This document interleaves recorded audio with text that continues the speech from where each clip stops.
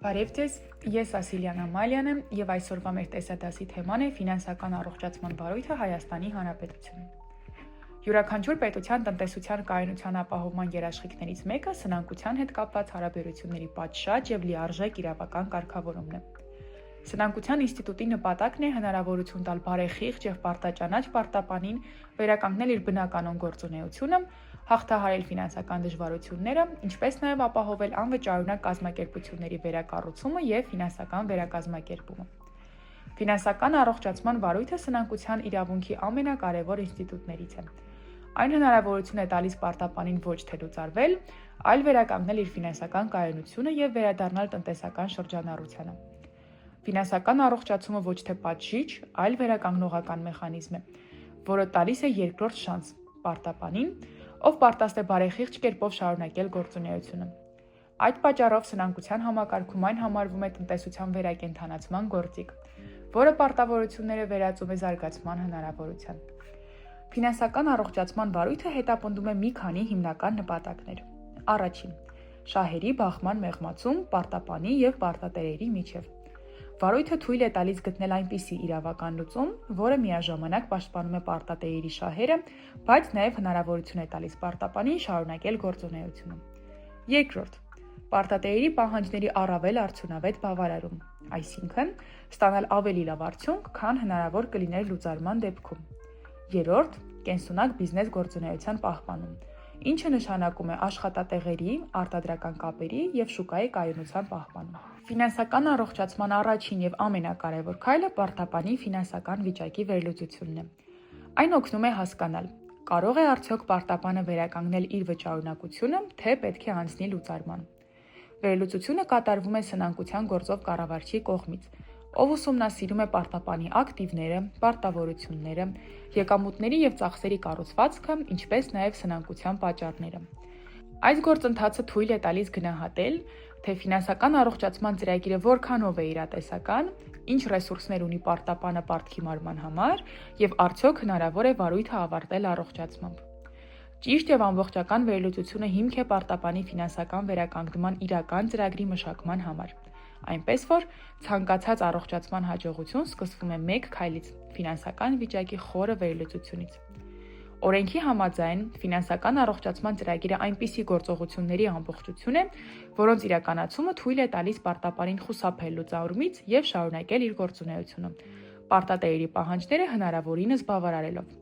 Ծրագիրը պետք է լինի իրատեսական եւ հիմնված պարտապանի իրական ֆինանսական վիճակի վերլուծության վրա։ Այն ներառում է պարտքերի մարման ժամանակացույց, վճարումների հերթականություն, պարտավորությունների հետաձգում կամ վերակառուցում, ինչպես նաև միջոցառումներ պարտապանի տնտեսական գործունեությունը կայունացնելու նպատակով։ Ֆինանսական առողջացման ծրագիրը կարող է նախատեսել շահութաբերություն չապահովող գործունեության դադարեցում, գույքի վաճառք կամ վարձակալում, պարտքերի վերաձևակերպում,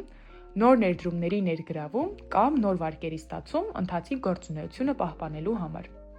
Բացի ֆինանսական քայլերից, ծրագիրը հաճախ ներառում է նաև կազմակերպչական փոփոխություններ, կառավարման բարելավում, մասնագետների ներգրավում, արդյունավետության բարձրացում։ Ֆինանսական առողջացման գործընթացում ամեն ինչ սկսվում է ծրագրի ներկայացումից։ Ծրագիրը ներկայացնելը նման է առաջարկի, որը պարտատերերը պետք է ընդունեն կամ մերժեն։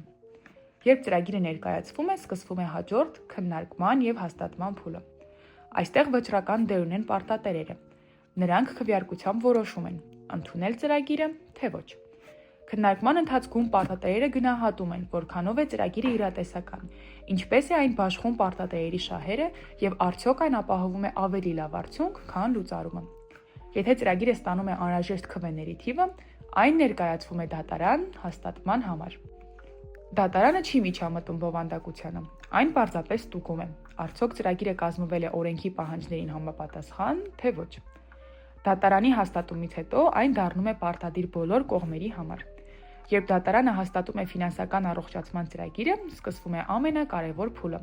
իրականացումը։ Այս փուլում պարտապանը պարտավոր է իրականացնել ծրագրով նախատեսված բոլոր միջոցառումները,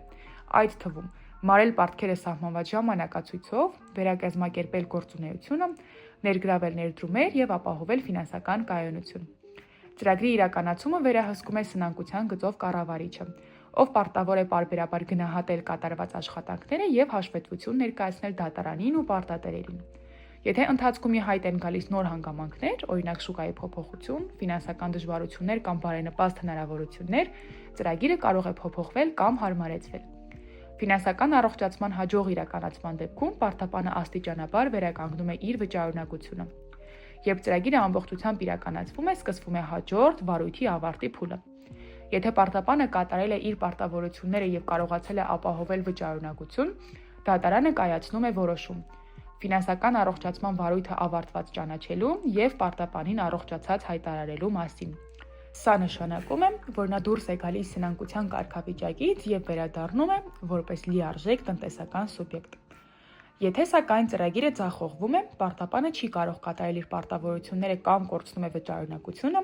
դատարանը վարույթը փոխարկում է լուծարման գործընթացին։ Այսպիսով, ֆինանսական առողջացման ավարտը կարող է ունենալ երկու ելք՝ վերականգնում եւ նոր հնարավորություն կամ լուծարում պարտապանի գույքի իրացման միջոցով։ Բայց նույնիսկ ձախողված փորձը կարևոր դաս է։ Այն ցույց է տալիս, որ ֆինանսական առողջացումը ոչ թե միանգամյա գործողություն է, այլ համակարգված, պատասխանատու գործընթաց, որի հաջողությունը կախված է բոլոր կողմերի միասնական աշխատանքի եւ վստահության մակարդակից։ Շնորհակալություն։